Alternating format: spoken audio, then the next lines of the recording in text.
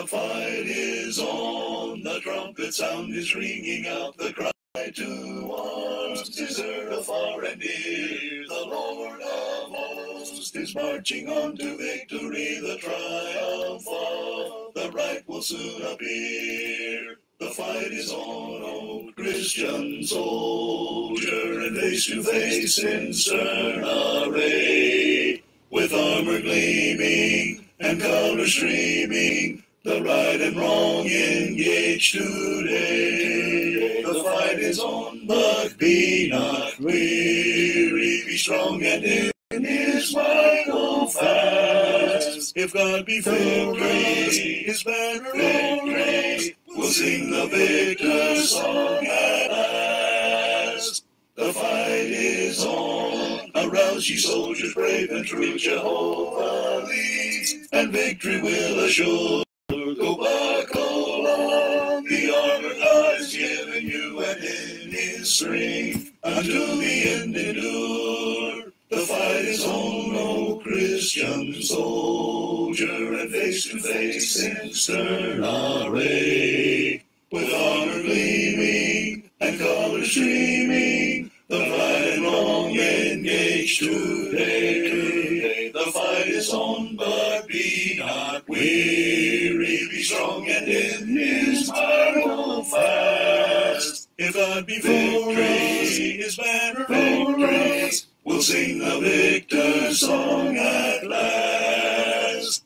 The Lord is leading on to certain victory. The bow of promise finds the eastern sky. His glorious name in every land shall honored be. The morn will break, the dawn of peace is nigh. The fight is on, O Christian soldier, and face to face in stern array, with honor gleaming and colors streaming, the right and wrong engaged today. The fight is on, but be not weary. Be strong and in his might hold fast. If God be for us, his banner victory, we'll sing the victor's song at last.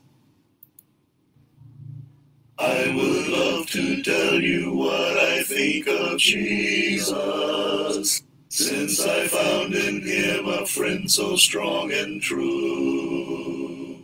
I would tell you how he changed my life completely.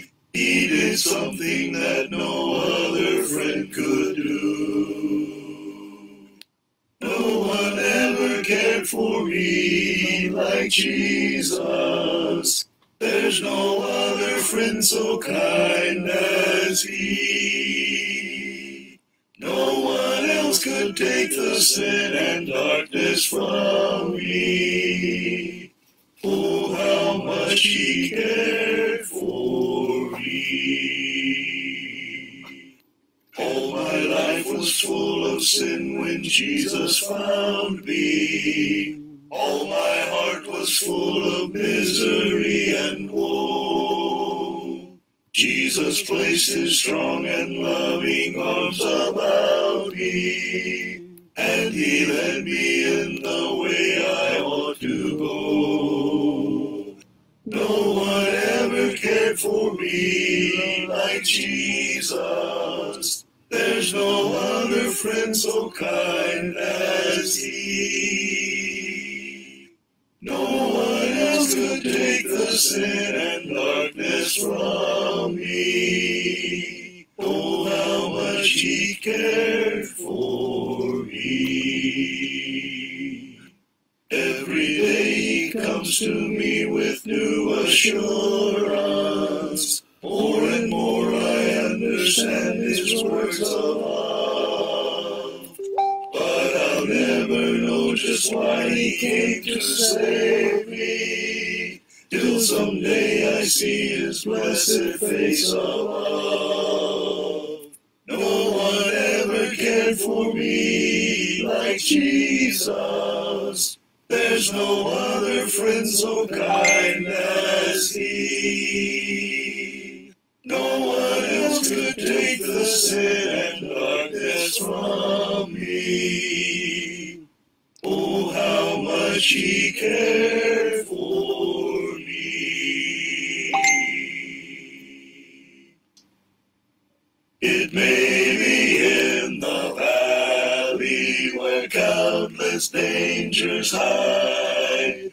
It may be in the sunshine that I in peace abide.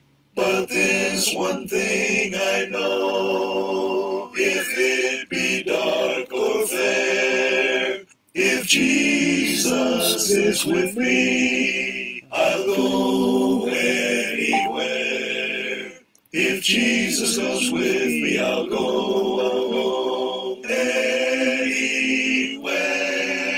'Tis heaven to me, where'er I may be, if He is there. I count it a privilege, His cross, His cross, His cross to bear. If Jesus goes with me, I'll go anywhere. It may be I must carry the blessed word of life across the burning sunshine to those in sinful strife. And though it be my lot to bear my colors there, if Jesus goes with me, I'll go anywhere.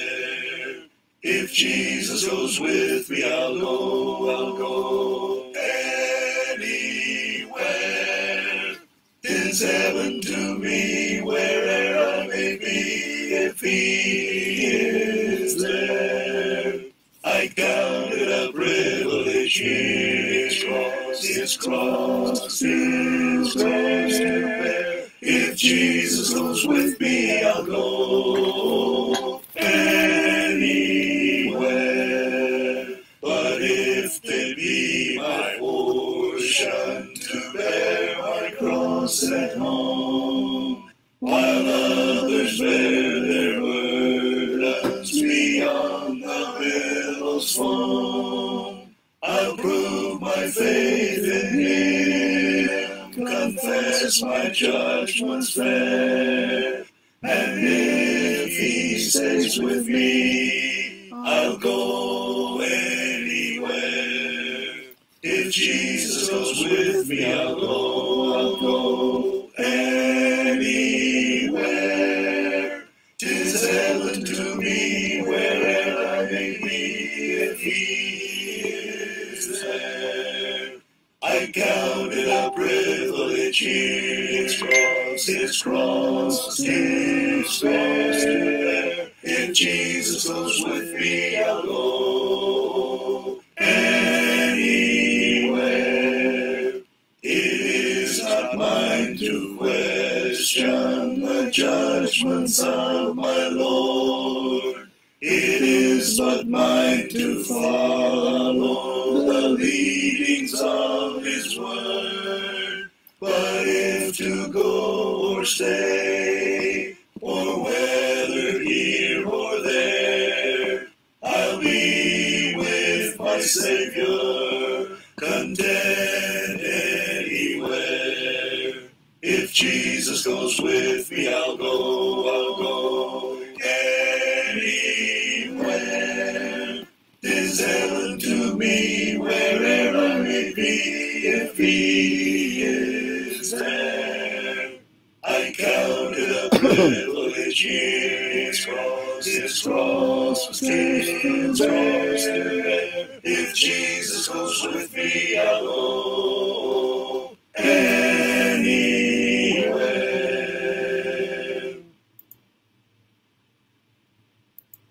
Magandang gabi mga kapatid. Ngayon po masasabi nating magandang gabi. Dahil sa amin po ay maayos po ang panahon. Hindi po apektado ng bagyong Leon, ano po. Pero tayo ipanalangin po natin ang mga kapatiran at mga tao sa may extreme northern Luzon, sapagkat yun po ang tatamaan ng bagyong Leon. Although wala pong landfall, pero apektado pa rin ng bagyo. Dito po sa Central Luzon, parang walang bagyo, no po, mainit ng panahon, katulad ng normal na araw sa Pilipinas. So tayo po ay magpapatuloy po sa ating pag-aaral sa Facebook. Ito po ay naging bahagi na po ng ating para bagang araw-araw na pamumuhay na mangaral po sa Facebook Live. Ano po? Nagsimula po ito noong pandemic at nagpatuloy po sa ngayon. Noong pong pandemic, medyo mas maraming nakikinig at nanonood dahil walang ginagawa yung mga tao noon. Literally. Sila po ay na-quarantine sa kanilang mga bahay. Pero ngayon, normal na po ang pamumuhay. So, minabuti nating ipagpatuloy pa rin natin sa layunin na po tayo ay makakatulong sa pag-aaral po ng salita ng Diyos. Ang atin pong request, pag-aaralan po natin ang Biblia na po. Kung ano mang bagay na ating gustong malaman sa spiritual ng mga bagay, ang magiging saligan lang po natin at batayan na yung salita po ng Diyos. Wala nang iba. Hindi po ang ating sarili mga kahaka o mga opinyon, kundi kung anong sinasabi ng banal na kasulatan. Ang ating pong pag-aaralan sa gabing ito ay isang bagay na requested na po at narinig ko rin po sa YouTube. Isang kapatid na sa US na nagtuturo na pwede kang umiwalay sa asawa mo sa anumang kadahilanan at mag-asawa ka ng iba. Ito raw po ay pinahintulutan ng Diyos. Ayon po sa kapatid na ito, hindi raw po marapat isipin sa Diyos na ang tao po'y magdurusa dahil po sa maling desisyon niya na ginawa nung siya'y kabataan pa. Yan po ang kanyang pagmamatweet. So ang question po rito, can anyone divorce for any reason? Pwede bang hiwalayin ang asawa mo sa anumang kadahilanan? Yun po ang ating pag-aaralan. Ito pa ang paghihiwalay ba o divorce, ito ba pinahintulutan ng Diyos? Does God allow divorce? Pinapayagan ba ng Diyos? Pinahintulutan niya ang paghihiwalay? Yun po ang ating gustong pag-aralan po sa gabing ito. Ano po? So sa ating mga kaigsuonan, maayong gabi sa inyong tanan, mga igsuon, sa ating mga kakabsat, na ibang garabi katakay amin kakabsat, sa ating mga katugangan dyan sa may Bicol region. Alam po niyo sa kasalukuyang panahon, merong 5 kapatid na mangaral ang stranded sa may Prieto Diaz, Sorsogon. Excuse me. Dahil hindi sila makabalik sa Manila dahil ang kailang daraanan ay lubog. Alam po natin naging effect ng bagyong Trami o Christine sa Bicol region. Ano po, maraming lugar ang nabaha. So sila po ay bumalik sa Prieto Diaz dahil hindi sila makatawid. Hindi ko alam kung kailan sila tatawid. Ano po, alam po natin ang baha hindi po madaling mawala po yan. Lalo na po ibinuhos ng isang buwang volume ng ulan sa isang araw. Kaya po lumubog po. Ano po. So dalangin po natin na sila makauwi na sa kanilang mga tahanan. Sa ating mga kapatid, kaibigan sa may Pangasinan, Masanto siya Labi, at si kayo namin. At dyan sa mga ilang mga kapatid dyan sa may Carabao Island, sa may San Jose Romblon, Carabao Island na walang Carabao, mayad ng gabi sa inyong tanan. At galing po sa amin, sa lugar po ng Mekeni, mga lugar po ng mga Kapampangan, ano po, may pabingin kayo nga. Kung kayo po ay nasa Indonesia, salamat malum. Kung kayo nasa Malaysia, salamat petang. So yun po ang ating mga pagbati. Hindi na ako nakadagdag po ng iba pang uri ng pagbati sa ibang mga lingwahe. Pagsusumikapan po na dagdagan, ano po, kaya lang, minsan nakakalimutan po natin. So ngayon, pumunta na po tayo sa ating pag-aaral po sa gabing ito. Pinahintulutan ba ng Diyos ang paghihiwalay? Does God allow divorce? Can anyone divorce his spouse for any reason. Pwede bang hiwalayin ang asawa mo sa anumang kadahilanan? Ito po isang legitimate question at ito'y tinanong din ng mga udyo sa ating Panginoon. Pero pasinin natin ang Diyos ang nagsimula ng pag-aasawa. The origin of marriage, ito'y galing sa Diyos. Ito'y matatagpuan po natin sa Genesis chapter 2 verse 24. Sabi rito, at iiwan ng lalaki ang kanyang ama at ang kanyang ina at mahikipisan sa kanyang asang babae at sila magiging isang laman kanya. Therefore, a man shall leave his father and mother and be joined to his wife, and they shall become one flesh. Ito po ay galing sa Diyos. In other words, ito yung naging kalakaran ng mga tao ay sa kalooban ng Diyos, primarily para dumami mga tao. Dahil kung ito yung paraan na ginawa ng Diyos, pangunahing dahilan, para dumami yung mga tao, yung pag-aasawa, yung makikita natin. Ganun din po, nakita ng Diyos na ang lalaki, hindi maganda sa lalaki mag-isa, so ginawa niya siya ng isang kasama. Doon po sa Genesis chapter 2 verse 18. At nakita ng Diyos na hindi mabuti ng lalaki mag-isa at gagawin ko siya ng isang katulong na katulad niya, ay helper comparable to him. So ito po yung ito yung makikita natin sa Banal na Kasulatan, dito pagpaparami. Nung nalangin ng Diyos ang tao, sabi niya sa Genesis 1 verse 28, then God blessed them and God said to them, be fruitful and multiply, fill the earth and subdue it, have dominion over the fish of the sea, over the birds of the air, and over every living thing that moves on the earth. So, yan ang gusto ng Diyos, magparami mga tao. Ito yung sa konteksto ng pag-aasawa.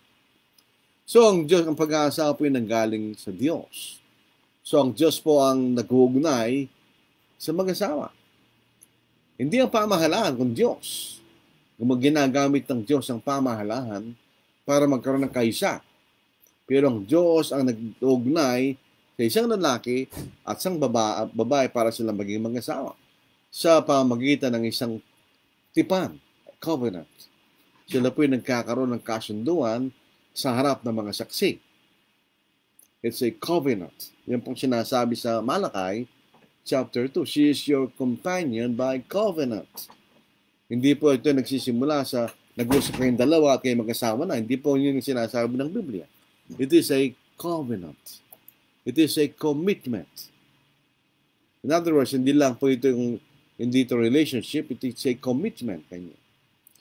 Ito pang doon sa Matthew 19 verse 5, at babasahin po natin, sinabi sa talatang ito, ang Diyos ang nagsama, ang pinagsama ng Diyos ay magpapaghiwalayin ng tao kanya. Dito basahin po natin. And said, for this reason, a man shall leave his father and mother and be joined to his wife, and the two shall become one flesh. Yung salitang joined, sa talatang ito, ang ibig sabihin to join fast together, to glue to cement. Ayon po kay Vines. In other words, yun ay pinagdikit. Hindi na pwedeng paghiwalay, pinagdikit na eh. Pag nung po kami nasa elementary, meron kaming tinatawag na subject na shop kanya, gumagawa kami ng woodworks. Usually, hindi kami pumapako. We glue the woods together. When you glue woods together, hindi mo sila pwede paghiwalayin. Hindi masisira yung dalawang kahoy. So when they're glued together, when they're cemented, they are joined. They cannot be separated. So hindi mo na siya pwedeng paghiwalayin. So ibig sabihin ng join fast together, to glue, to cement. So pinagsama mo na sila. Hindi mo na sila pwedeng paghiwalayin. So, literally speaking. At ito ang sinasabi ng Diyos. What God has joined together, let not man separate. Hindi mo pwedeng paghiwalayin ang pinagsama ng Diyos. It's a commitment. It's permanent.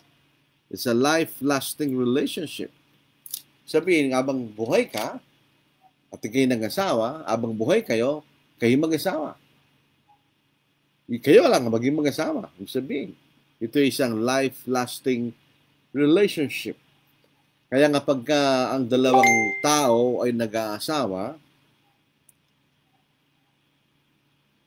at makikita natin na nagsumpaan sila, sila ay magiging literally, sila ay magiging isa. Sila ay ipinagsasama ng Diyos. Hindi na sila isang dalawang nilalang, kundi dalawang nilalang na nagkakaisa. They are glued or cemented together. Doon sa Matthew 19 verse 3, ito po ay tinetesting ng mga Udyo ng ating Panginoon. Dahil nga po sa ilamang kausan ni Moises, pinahintulutan ang paghihiwalay. Na gusto lang ilagay ang Panginoon sa isang dilema. Pag sinabi niyang hindi pwede, paano si Moses? Pinayagan niya ang paghihiwalay. Kung sasabihin naman niya pwedeng maghiwalay, babalik sila doon sa Genesis chapter 2 verse 24. So, yun talagang layo din naman kaaway ng Panginoon. Gusto lang siluin ng Panginoon. Pero siyempre ang Panginoon ay Panginoon. Si Diyos, si marunong. Alam niya ang kaisipan ng tao. Sabi ng mga Pariseo sa 19 verse 3, the Pharisees also came to him, testing him, and saying to him, is it lawful for a man to divorce his wife for just any reason? Pwede bang iwalayin ng lalaki ang kanyang asawa sa anumang kadahilanan? Yun ang kailang tanong. At ito sagot ng Panginoon sa verse 5, and said, for this reason a man shall leave his father and mother and be joined to his wife, and the two shall become one flesh. So, ibig sabihin, hindi na pwedeng paghiwalayin ng tao anumang pinagsama ng Diyos. So, it's a permanent relationship. I mean, life-lasting relationship. Sa Romans chapter 7 verse 2, habang kayo buhay, kayo ay mag-asawa. You're only separated by death. Kayo pwedeng paghiwalayin ng kamatayan. Yun ang makikita natin dito mga kapatid. For the woman that has a husband is bound by law to the husband while he liveth.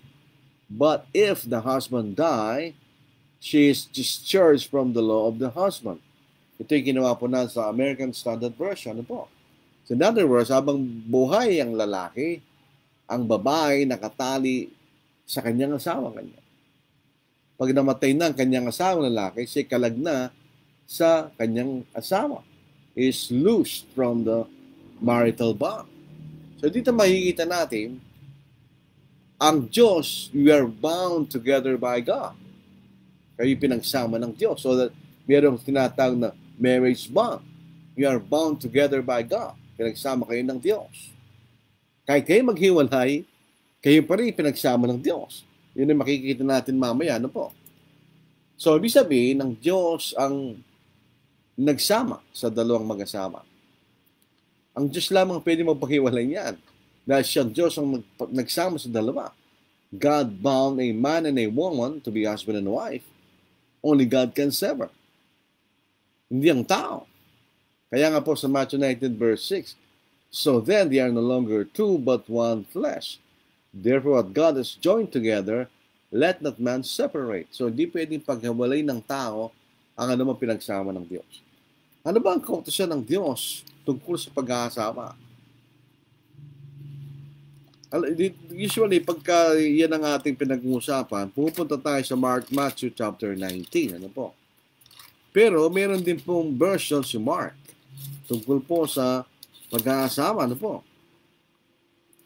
Dito po sa Mark chapter 10, 11, and 12. Ito ang batas ng Diyos pag-aasawa. This is God's law on marriage. Basahin po natin. So he said to them, whoever divorces his wife and marries another commits adultery against her. And if a woman divorces her husband and marries another, she commits adultery. Curious lang tayo, bakit dito sa version ni Mark, a woman can divorce her husband? Sa Matthew 19, wala tayong mababasang babae ay hiwalay ng kanyang asawa, kundi lalaki lang. The explanation is, the Gospel of Jesus, according to Matthew, was written to the Jews. Ang mga Hudyo sa kailang kalakaran, hindi pwedeng mag-iwalay ng babaeng lalaki, kundi ang lalaki ang umihiwalay sa kanyang asawang babae. Ang Gospel ni Mark was written for the Gentiles. At sa kultura ng Gentiles, pwedeng hiwalay ng babae ang kanyang asawang lalaki, at ang asawang lalaki pwedeng hiwalay ng kanyang babae.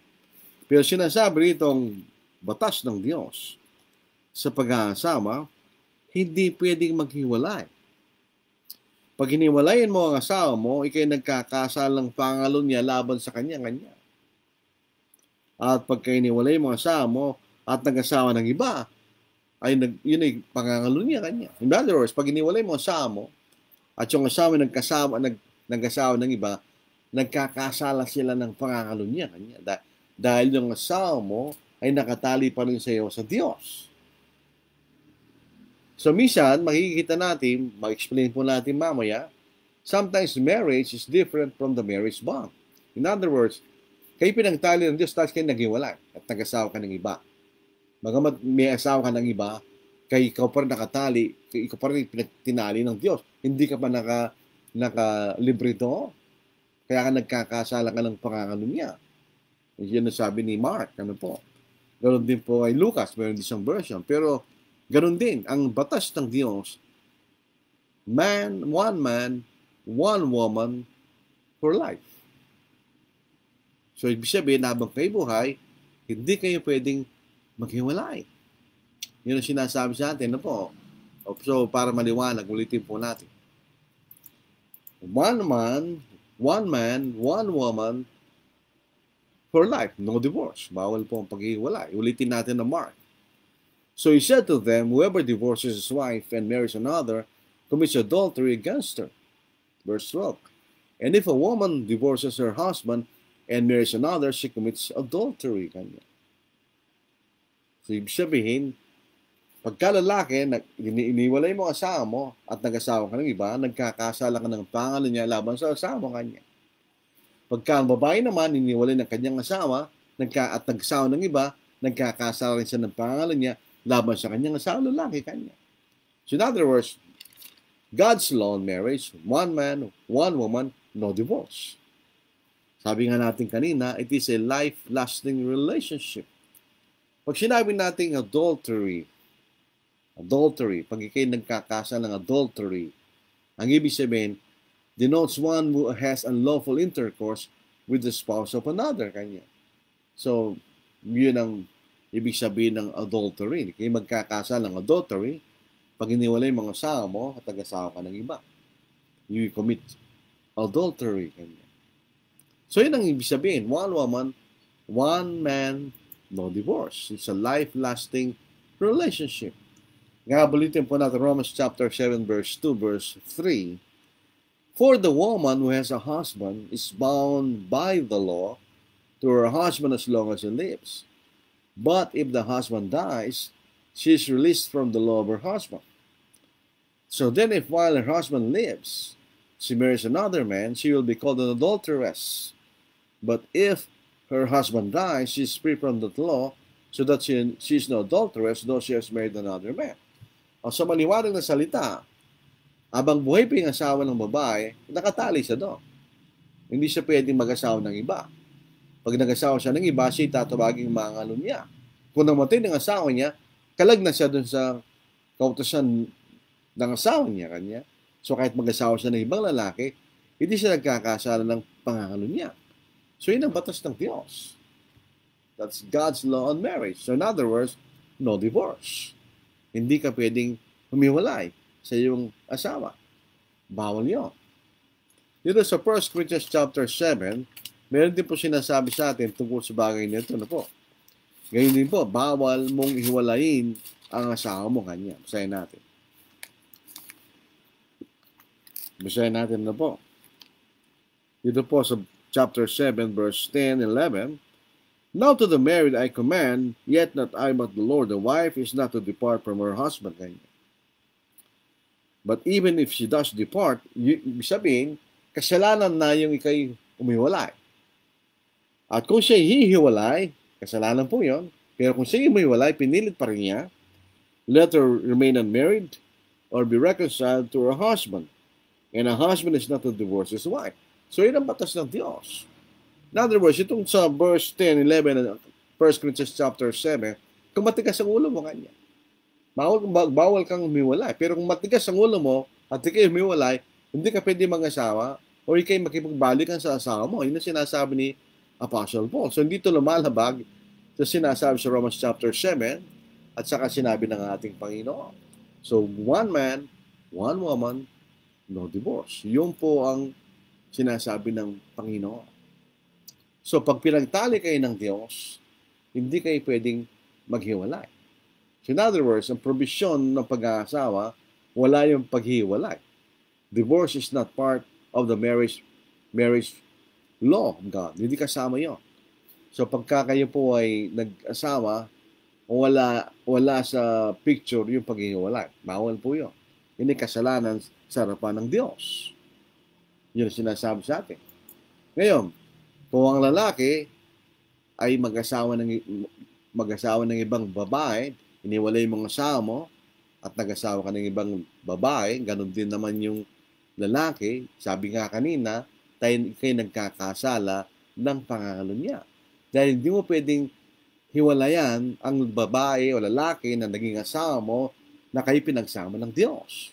Babalik po tayo sa Matthew chapter 19 para maging maliwanag sa atin. So, to be clear, ang batas ng Diyos, when you are married, no divorce. Bawal yun. Kasalanan po yung divorce. Akala natin, ihiwalayin mo, huwag ka lang mag-asawa. Pag iniwalay mo ang asawa, nagkasala ka na sa Diyos. Tandaan natin yun. Hindi naglalaban ng mga banal na kasulatan. Ngayon, kung talaga matigas ang ulo mo, iniwalay mo ang asawa mo, hindi ka pwede mag-asawa at makipagbalikan ka. Ilang mo. Dahil kung hindi ka makipagbalikan, hindi ka maniligtas. Bawal yung maghiwalay, di ba? Maliwanag po yan. Sa Matthew 19, 5-6, and said, for this reason a man shall leave his father and mother and be joined to his wife, and the two shall become one flesh. So then they are no longer two but one flesh. Therefore what God has joined together, let not man separate. So anong pinagsama ng Diyos? Hindi pwedeng paghiwalayin ng tao. Kaya yun po ay yung mismong asawa o ang pamahalaan. In other words, sooner or later we'll have a divorce law. Dahil mayroong proposal for the Philippines to have divorce law. Having said that, even if we have divorce law, we are not allowed to divorce our spouses. Hindi natin pwedeng hiwalay ng ating mga kasama. Kahit meron tayong divorce law, dahil yun laban sa batas ng Diyos. Tandaan natin, sa Romans chapter 13, we are to submit to the government. A Christian should submit to the governing authorities for as long as the law doesn't contradict God's law. Pero pag nagkaroon tayong divorce law, that contradicts God's law. So, hindi kami pwedeng gamitin nyo para sabihin mo, legal naman, nahiwalayin mo siya. It may be legal, but it's not scriptural. It may be legal, but it's not moral. Hindi pa rin tama sa harapan ng Diyos. Ngayon, having said na meron pong ang pag-aasawa ay permanent relationship, life-lasting relationship, kayo mag-asawa ng kayo buhay. Pero binigyan tayo ng exception to the rule. Alam po nyo, ang ibig sabihin ng exception, ito yung pagkakataon na ikaw ay lumalabag sa batas, pero hindi ka nagkakasala. For instance, para maging... Ito po, minsan di naintindihan ng mga kapatid, pero liwalagan po natin na po. Liwalagin po natin. Ang salitang except, ang ibig sabihin niya, kung ating po titignan sa dictionary na po. Ang salitang except, in general, ang ibig sabihin, yun lang ang pagkakataon na hindi ka susunod sa batas, pero hindi ka nagkasala. It's an exception kanya. Dito po sa dictionary kanya, ang kanyang binibigay na definition, tingnan po natin na po. Tumingin tayo ng isang maliwalag na definition ng except.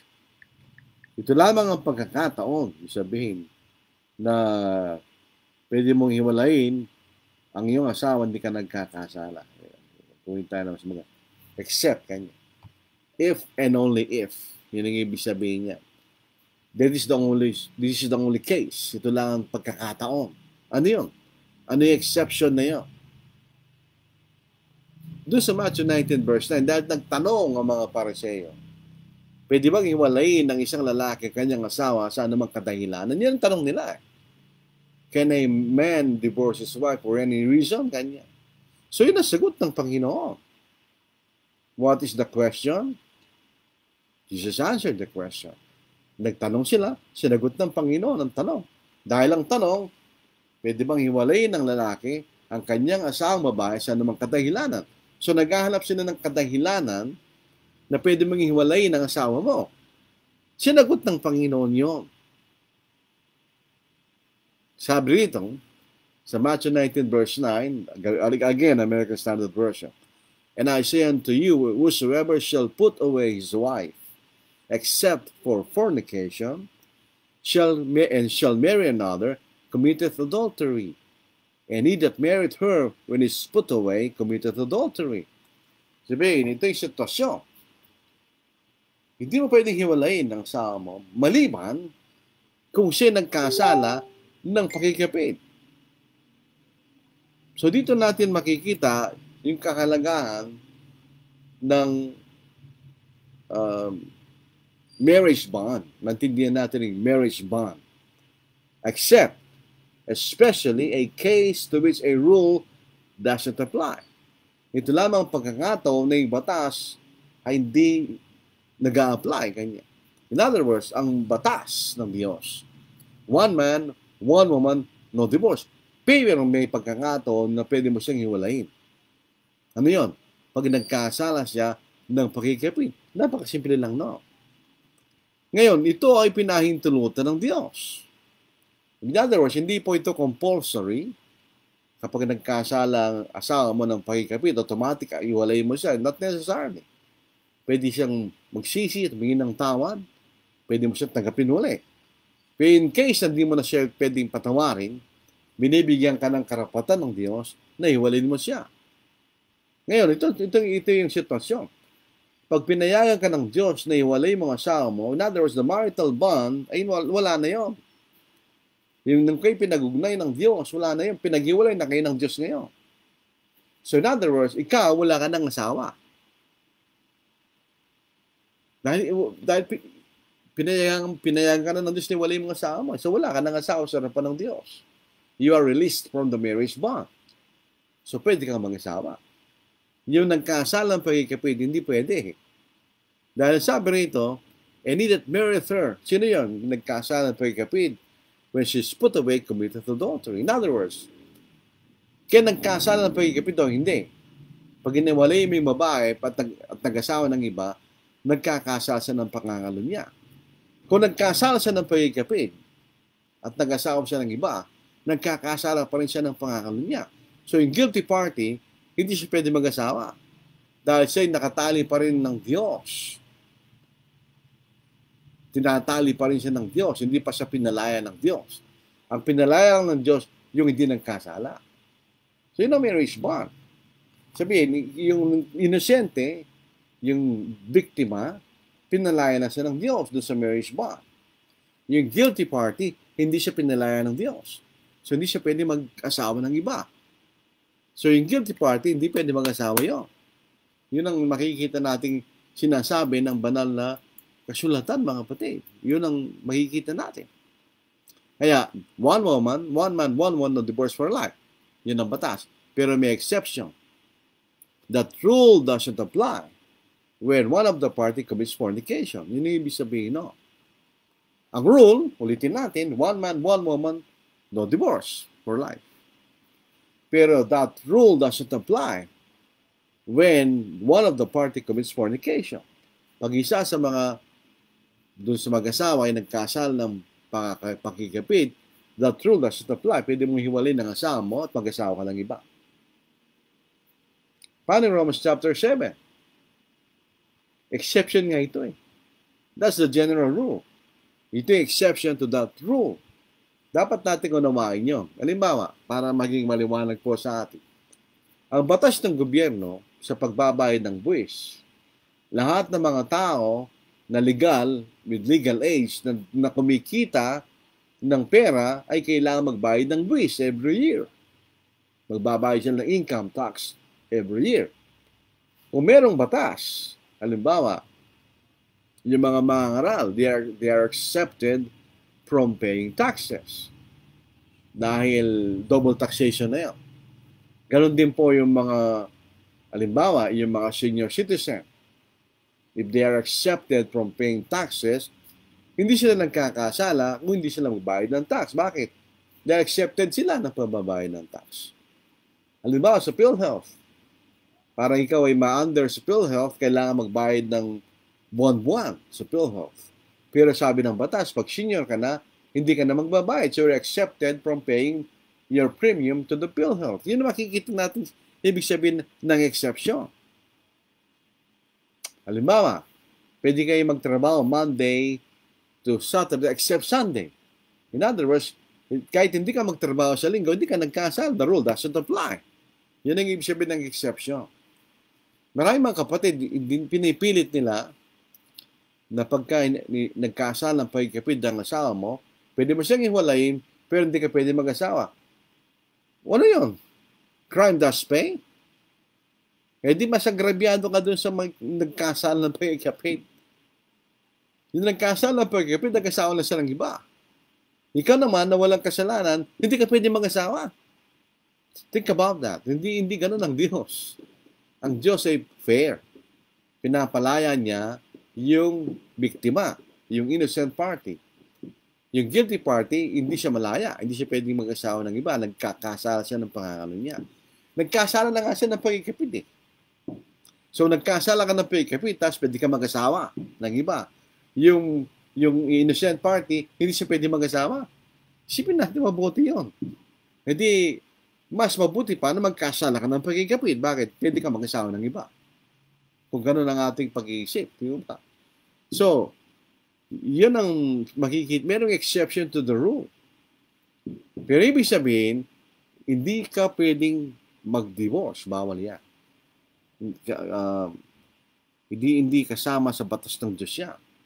Kaya meron pong argument yung mga Udyo, bakit kanya si Moses, pinayagan niya ang pag-aasawa, ang paghihiwalay. Pinayagan niya eh. Mapunta po tayo sa Matthew chapter 19. Ano po? Matthew 19.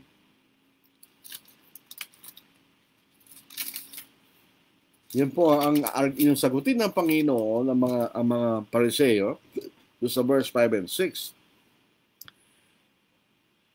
Verse 4, and he answered and said to them, have you not read that he who made them at the beginning made them male and female?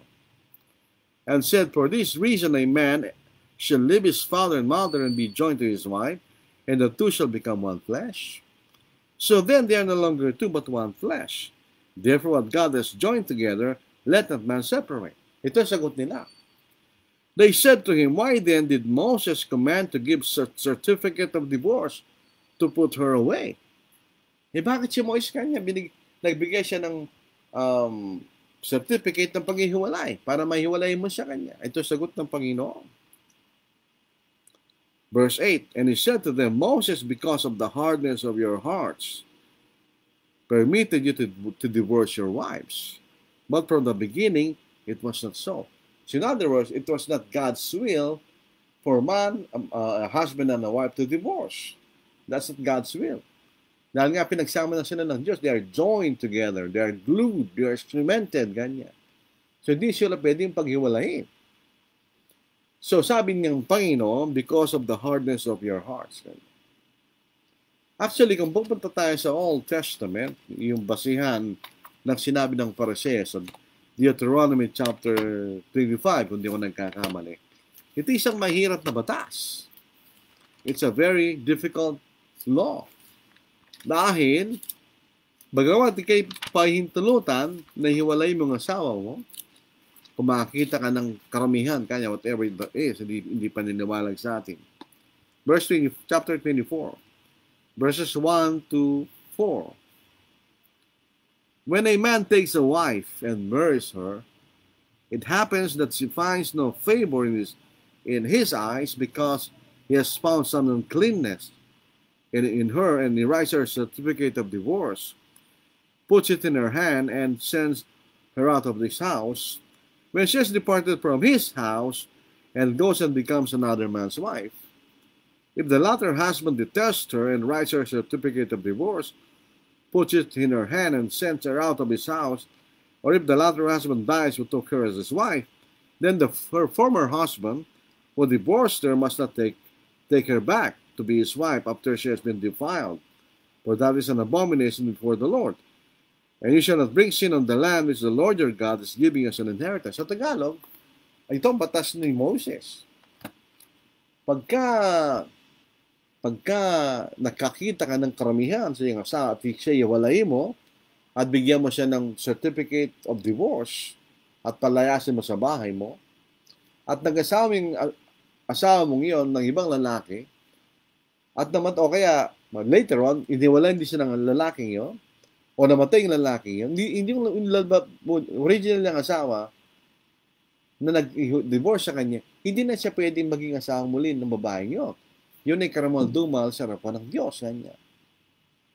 So bago mo siya iwalay, mag-isip ka mabuti dahil pag iniwalay mo siya, hindi mo na siya pwedeng maging asawang muli.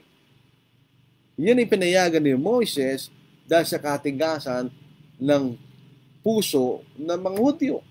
Pero hindi ng kalooban ng Diyos. Dahil ang Diyos, kinapupukotan niya ang paghihiwalay. Yan ang hindi niya kalooban yon. Kinapupukotan niya ang paghihiwalay. He hates divorce. Kaya hindi kalooban ng Diyos ang mag-divorce. Kanya. Ngayon, ibalik tayo sa exception. Ito yung exception, not the rule. Hindi ito yung rule, ito yung exception. Huwag ka nagkasala ng pagkikapit ng asawa, binibigyan ka lang niyang karapatan na hiwalayin mo siya. But this is not the law. This is not the rule. This is the exception.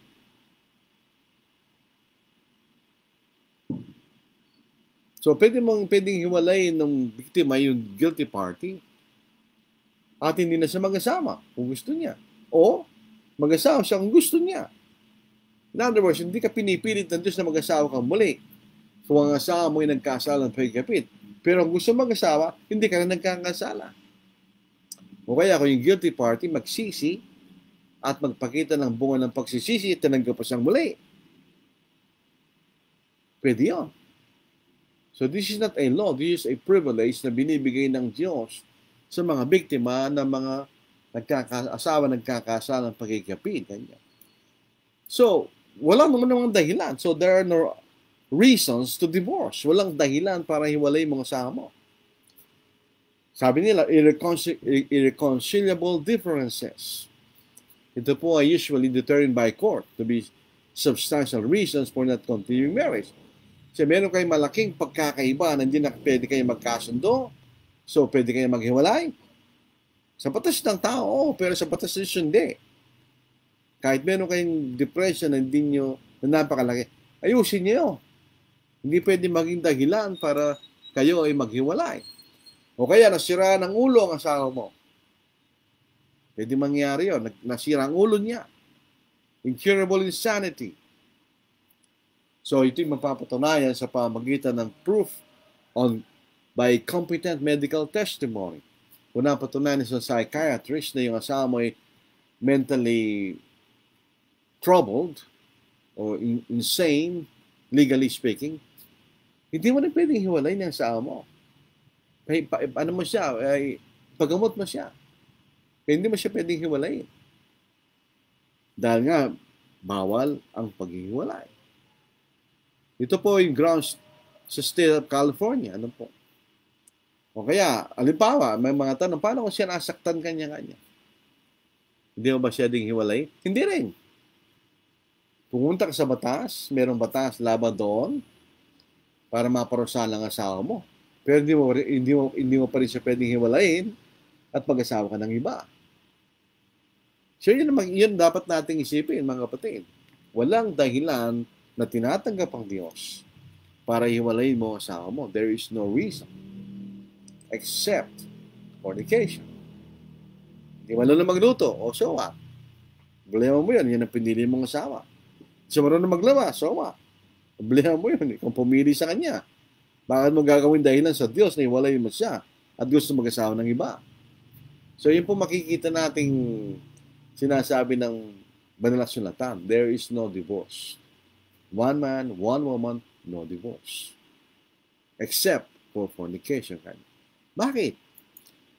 Sabi nga natin, ng Diyos, He hates divorce.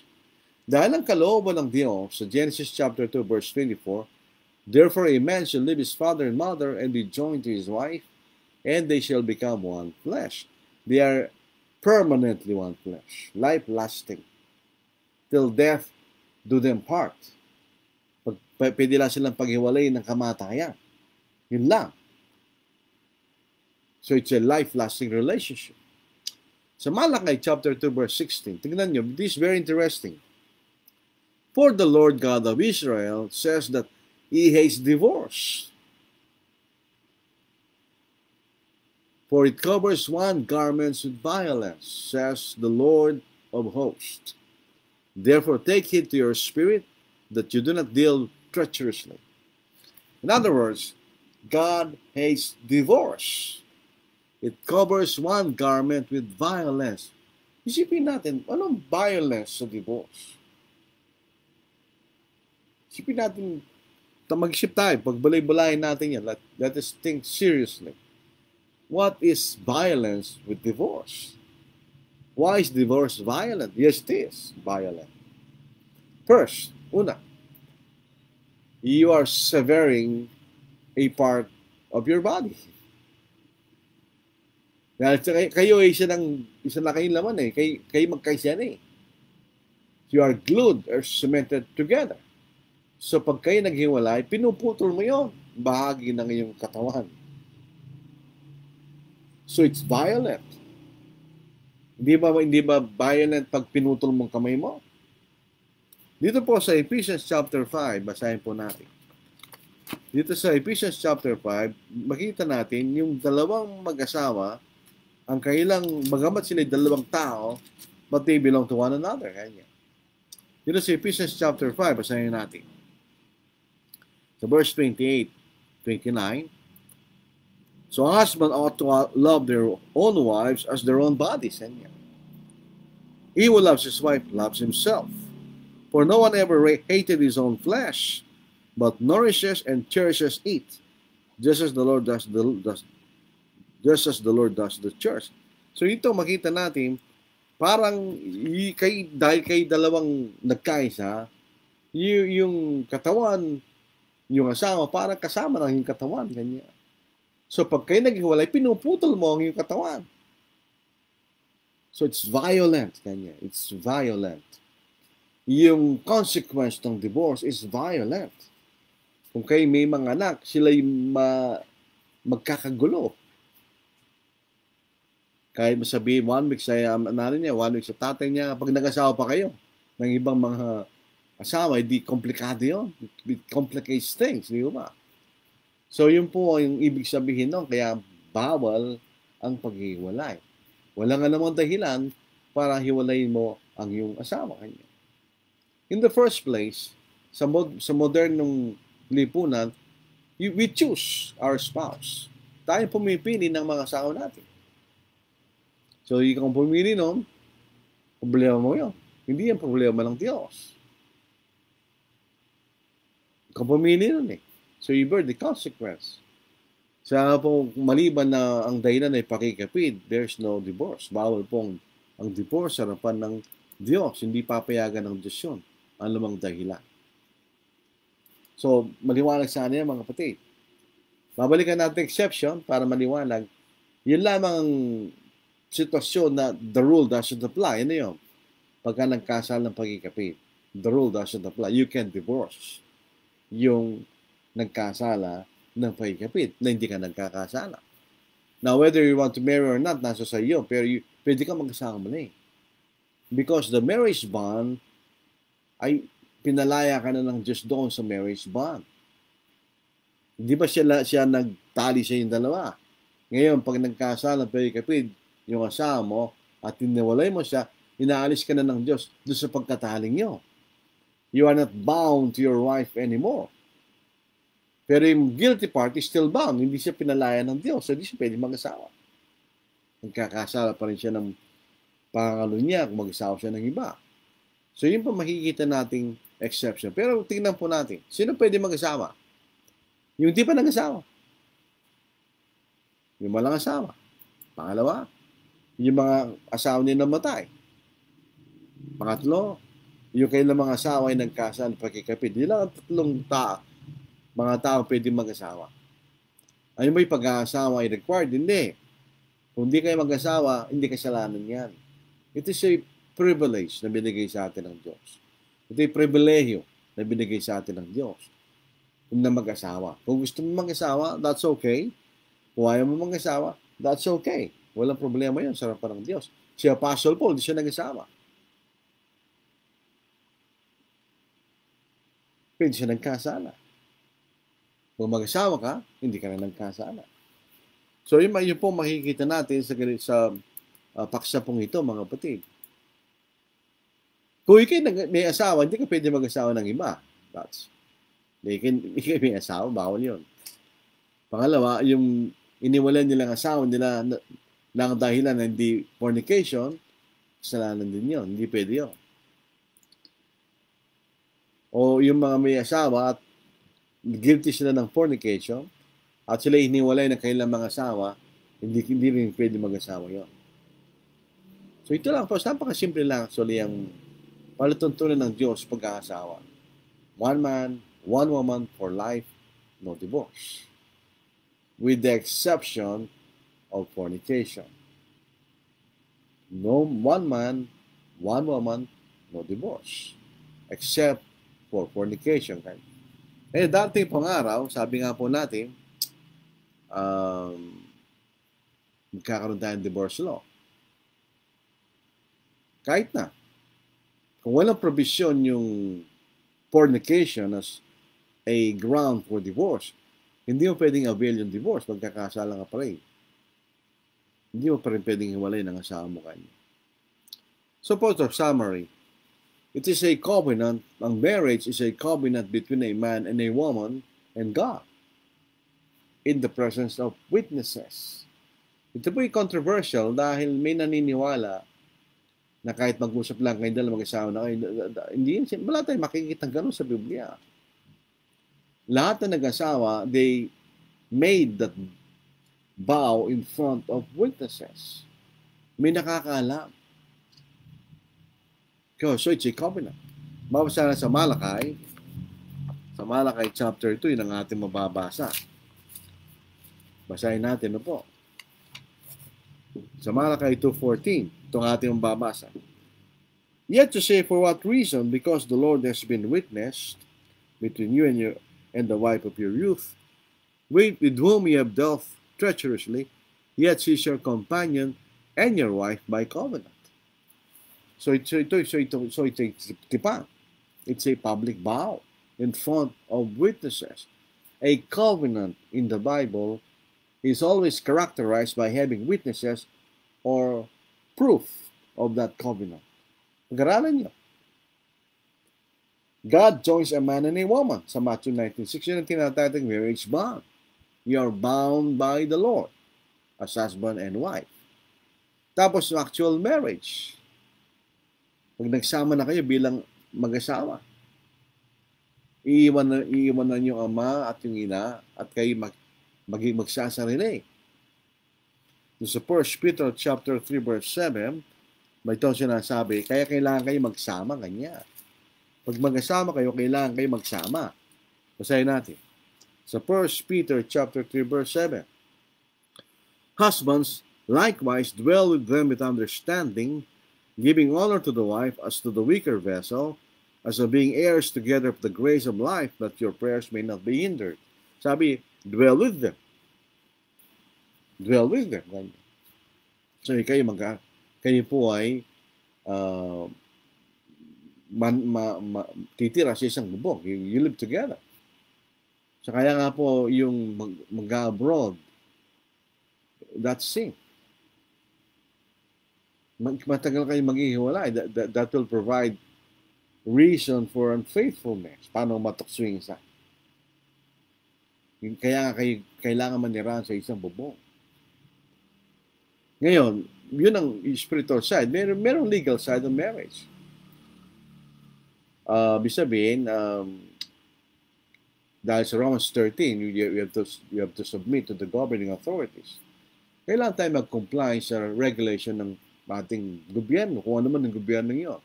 Whether it is a centralized government, katulad ng Pilipinas, o a tribal government. Merong yung rules na kaisa. Pero ang Diyos ang nag-uugnay, hindi ang gobyerno. Tandaan po natin yun. Minsan, nag-misrepresent yung iba eh. May liwanag po itong tinuturo ko, merong evidence.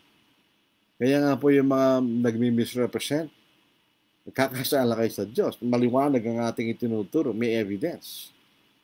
Hindi natin tinuturo may wedding ceremony. Hindi. Sa wedding ceremony, ginagawa yung covenant. Ano mang klaseng ceremony yan? Whether it is a tribal ceremony, o merong wedding ceremony ito ginagawa ng karamihan, o it's a civil ceremony, doon ginagawa yung covenant. Pag sinabi na niyo yun, magsama na kayo. Kaya nga po pagka nag-exchange na kayo ng vows, sabihin ng officiating, man, pari man, judge, or whatsoever, o naman. Kasi ang pag-asa, wala namang religion yun. Halimbawa, sinabi ng officiating minister, do you accept this man as your husband? So, sinabi ng babae, yes. At pag sinabi ng babae, ng lalaki, do you accept this woman as your wife? Yes. They are married. May mga saksi na yun eh. Pagkatapos noon, pwede na sila mag-honeymoon, di ba? Hindi pa naman na-restro yung kanilang marriage contract sa gobyerno. But they are married as far as God is concerned. Dahil meron ng covenant na nangyari. The government will just simply record the covenant. Yan ang trabaho ng gobyerno. So sana po maliwalag po ang ating pag-aaral po sa gabing ito. Meron kayong mga tanungan. We will appreciate your question at sagutin po natin tayo sa banal na kasulatan. Sa palagi ko, maraming tulong ito eh. Because it is a controversial subject. Hindi po natin natatakot na pag-aralan yan because it is a biblical subject. Leonito Torreliza, na ibang Arabi, kadakayam, kakabsat, ito po Ilocano, kasi magandang gabi sa lahat mga kapatid. John Bautista, magandang gabi sa lahat na nanonood at nakikinig. Gina Lea, good evening. Joshua Glenn Fiesta, good evening po, Brad. Primarine Gatchalian Kimson, good evening po. Earl Gabriel Pos, good evening. Nels Noel Tanyas, good evening po sa lahat. Eleanor Ortiz, good evening po mga kapatid. Rod G. On Sumahay, good evening po. Brian Polgade, ito po yung taga Camarines ay Negros Occidental. Good evening, brethren. Imelda Makatangay Magadia, magandang gabi po. Ibanya Senior Sani, magandang gabi mga kapatid kay Cristo Jesus. Dito yung Lale, good evening po sa lahat. Nelson Conanan, good evening pinsan. Good evening din pinsan.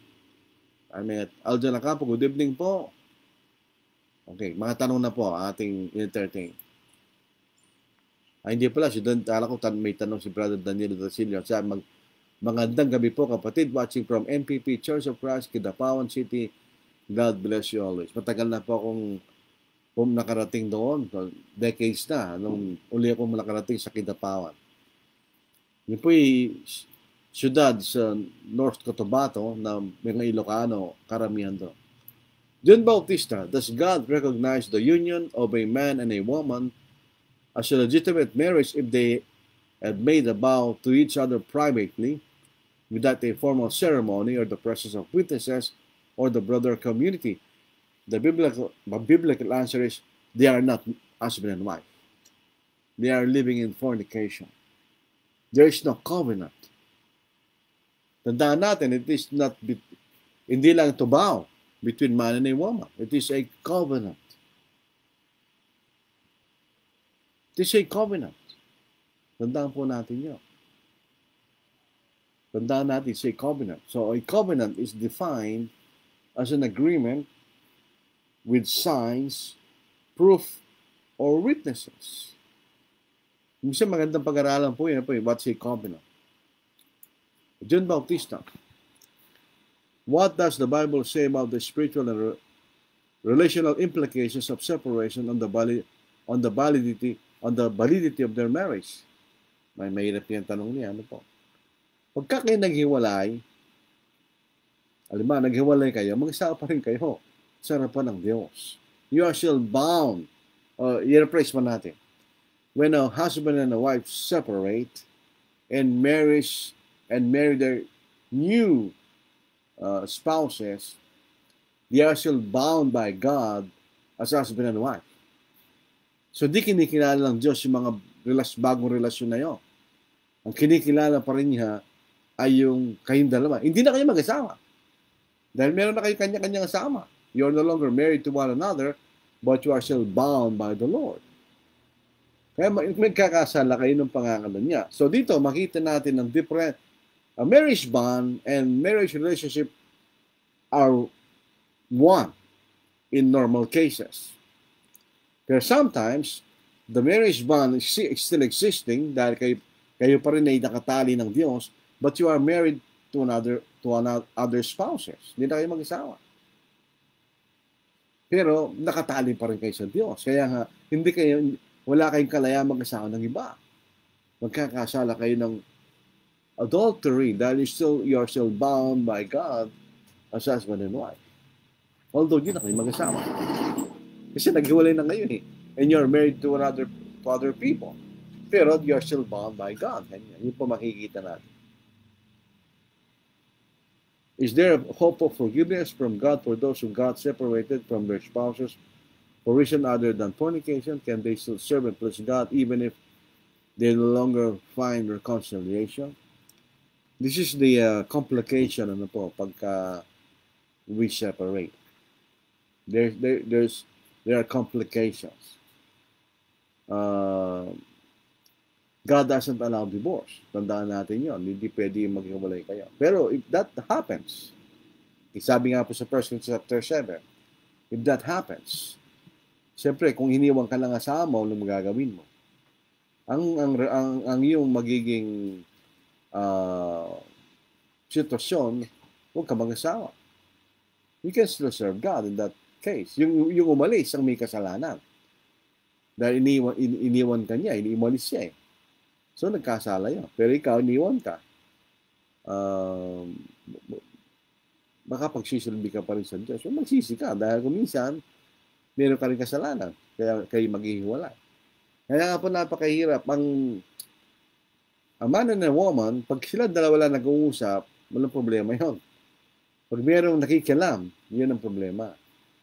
Kaya sinasabi, a man shall leave his father and mother and be joined and will cleave to his wife, or shall be joined to his wife, and they shall become one flesh. And ibig sabihin, as far as you and your spouse are concerned, kailang dalawang nag-uusap.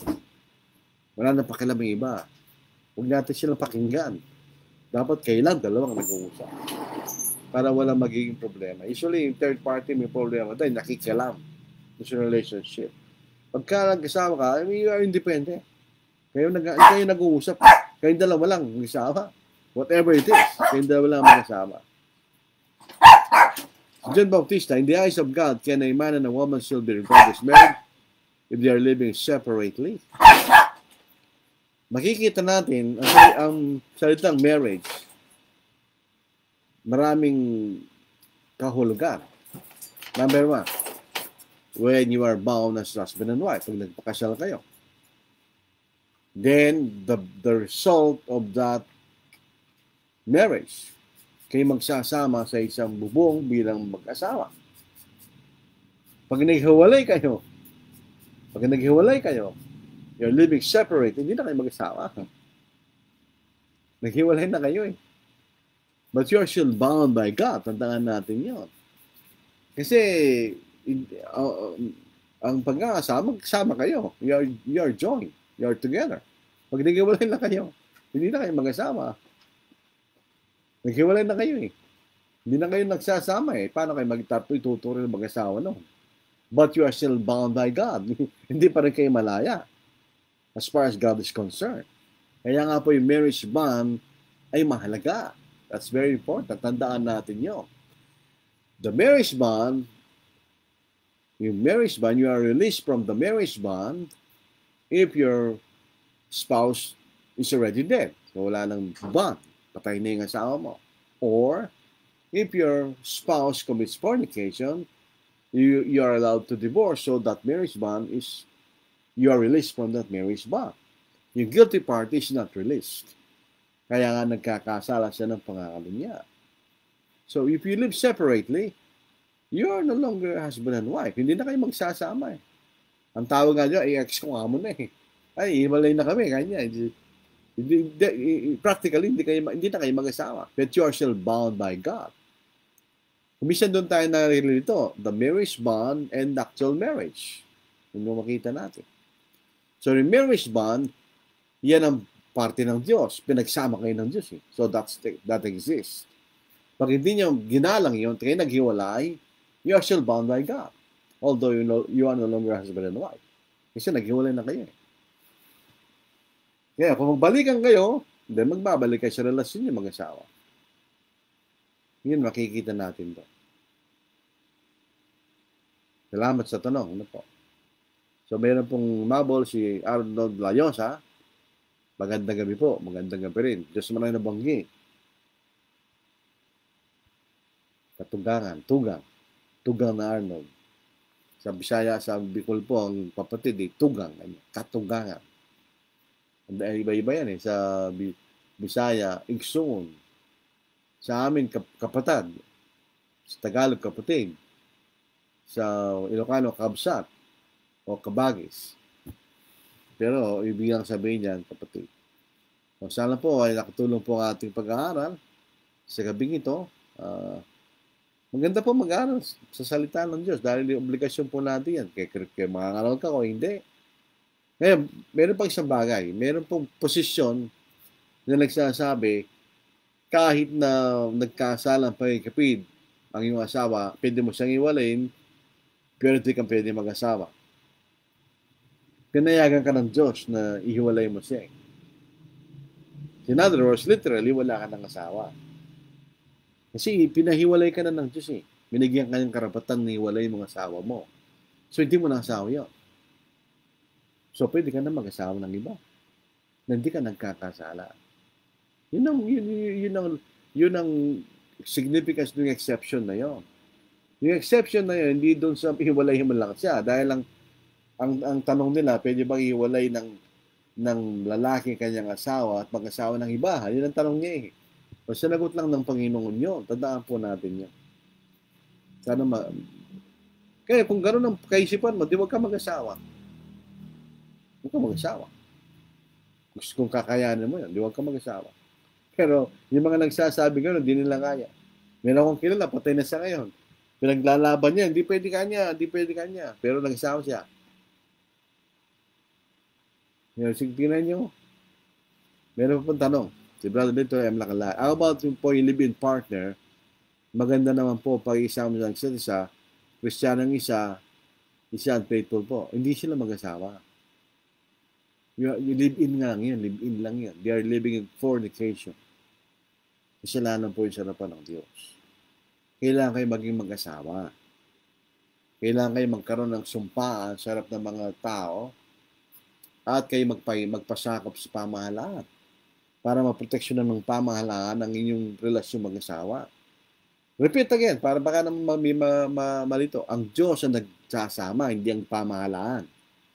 Pero tayo nung utusan ng Diyos na magpasakop sa pamahalaan. Yung makikita natin. Meron pa. Maayong gabi po, Ikson, watching from San Vicente. Actually lang po, kapag nakipag-divorce na at nag-asawa ng iba, payag po bang Panginoon? Hindi, bawal yun. Kaya no, one woman, no divorce. Pag hiniwalay kanya ng dahilan di pa ikipid, hindi ka pa rin pwede mag-asawa. So, ang dahilan lamang ay kung nagkasal ng pag-ikipid. So maraming salamat po sa inyo mga kapatid. Jesus, Rose of Sharon, bloom within my heart. Beauties of thy truth and holiness impart, that where'er I go, my life may shed abroad fragrance of the knowledge of the love of God. Jesus, blessed Jesus, Rose of Sharon, bloom in radiance and in love within my heart. Jesus, Rose of Sharon, sweeter far to see than the fairest flowers of earth could ever be. Fill my life completely, adding more each day of thy grace divine and purity, I pray. Jesus, blessed Jesus, Rose of Sharon, bloom in radiance and in love within my heart.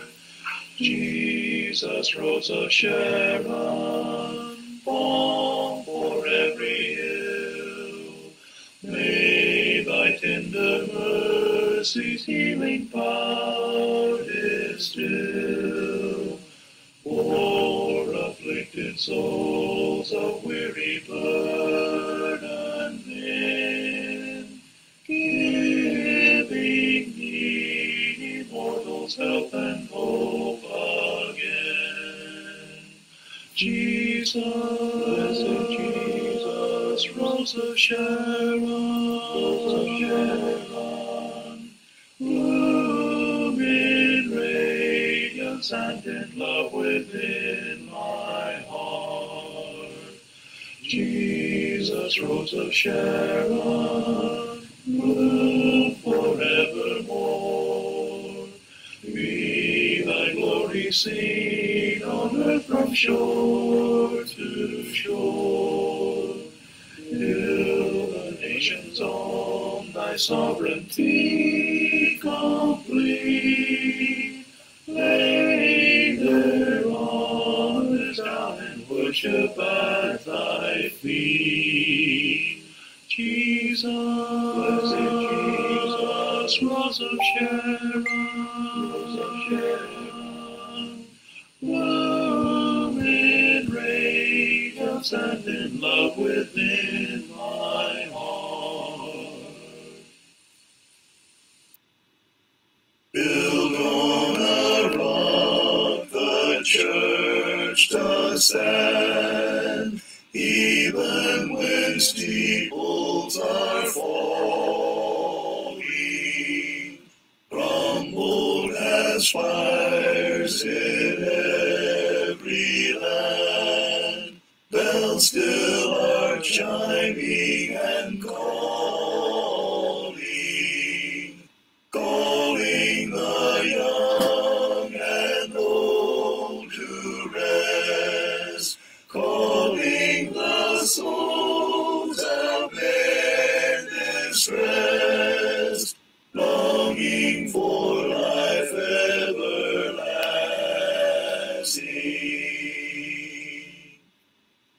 Not in our temples made with hands, God the Almighty is dwelling. High in the heavens His temple stands, all earthly temples excelling.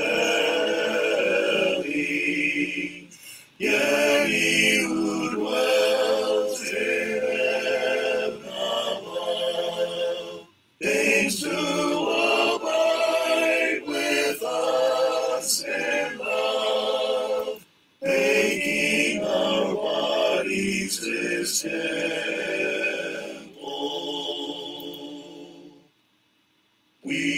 are God's house of living stones, built for his own habitation. He fills our hearts, his humble thrones, granting us life and salvation. Where 2 or 3 do seek his face, he in their midst would show his grace, blessings upon them bestowing. Yet in this house an earthly frame, Jesus the children is blessing. Hither we come to praise his name, faith in our Savior confessing. Jesus to us his Spirit sent, making with us his covenant, granting his children the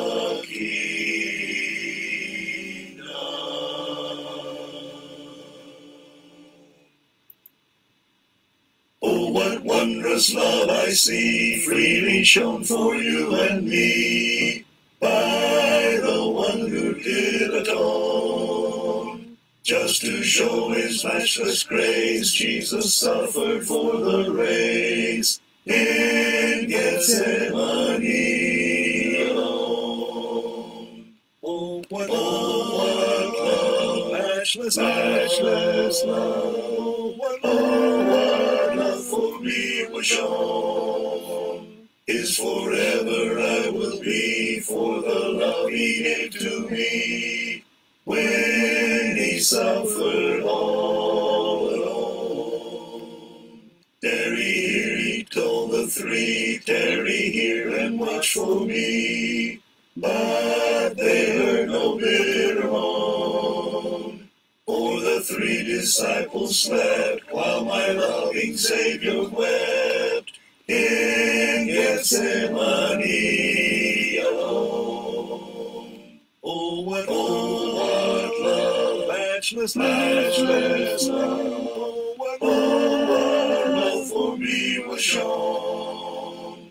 Is forever I will be, for the love he gave to me, when he suffered all alone. So maraming salamat po sa inyong mga pagbati at mga tanungan sa inyong pakikinig. Tuloy po tayo sa ating pag-aaral. Siguro sa Miyerkules po ng gabi. Hanggat sa Biyernes po ng gabi, kung loobin po ng Panginoon, tayo po'y magpapatuloy sa ating pag-aaral. So tayo po'y manganalangin.